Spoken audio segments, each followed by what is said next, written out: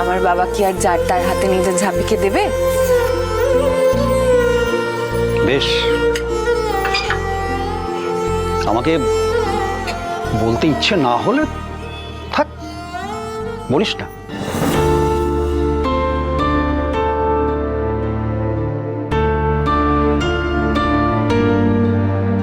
কিন্তু একটা কথা মনে রাখিস, একবার এগিয়ে গেলে কিন্তু আর পিছিয়ে আসার কোনো রাস্তা নেই।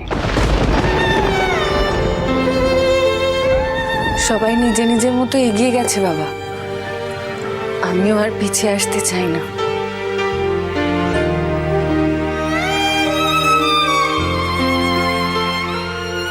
যা ভালো বুঝিস কর।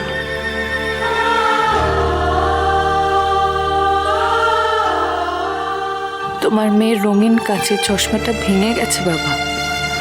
5 বছর যাকে নিজের সবটা ভেবে আঁকড়ে ছিল, আজ এক মুহূর্তে জানতে পেরেছে সে অন্যের। মম, তোমার সাথে দীপের মায়ের আলাপ করিয়ে দিই। নমস্কার। নমস্কার। ভালো আছেন তো? আমি ভালো আছি, আপনি ভালো আছেন তো? হ্যাঁ হ্যাঁ দিদি, মেয়ে কিন্তু আমাদের খুবই পছন্দ হয়েছে। বলছিলাম কি, ও কিছুদিন আমাদের সঙ্গেই থাকুক। ওই রকমই তো প্ল্যান করে ও গেল, বাট আমার খুব টেনশন হচ্ছে জানেন তো। সদ্য লন্ডন থেকে ফিরলো, এখনো এখানকার জলহাওয়ার সঙ্গে সেইভাবে অ্যাকাস্টামড হতে পারেনি। তারপর বর্ধমান। না না না না না, ও নিয়ে আপনি কোনো চিন্তাই করবেন না, ওকে আমরা একেবারে তুলোই মুড়ে রেখে দেবো। মম দাঁড়াও, তোমার সাথে দীপের বাবারও আলাপ করিয়ে দিই। নমস্কার। নমস্কার। বলছিলাম কি যে আমার বাড়ির বউ আর আমার মেয়ে এদের কিন্তু আমি আলাদা ভাবি না। বৌমা কিন্তু আমার মেয়ের মতনই থাকবে, ঠিক আছে? কোনো অসুবিধা নেই, কোনো চিন্তা করবেন না। হ্যাঁ মম, তোমার সাথে দীপের কাজিনসদেরও আলাপ করিয়ে দিই, দাঁড়াও। Hello, hi, I Kashai. নমস্কার, আমি চুমনি। দাঁড়াও, পিসিরও আলাপ। নমস্কার, আমি ময়ূরাক্ষী। আপনার সাথে আলাপ হয়ে খুব ভালো লাগলো। নমস্কার, আমি কাজরি, আমারও খুব ভালো লাগলো। দাঁড়াও মম, কাকিমারও আলাপ করিয়ে দিই।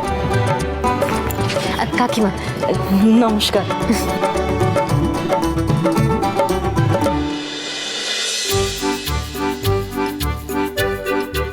ডেমোটা কিছু ভাবছে, বুঝলি, মনে মনে। বসো তো, বসো।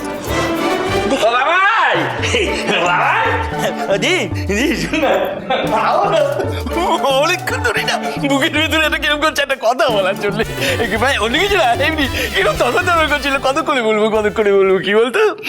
কথাটা হচ্ছে যে তুই একটা শাসালো শ্বশুর বাড়ি ধরেছিস। লক্ষ্মী ঝাঁপি প্রতিদিন সন্ধ্যে 6:30টায় স্টার জলসায় ও জিও হটস্টারে।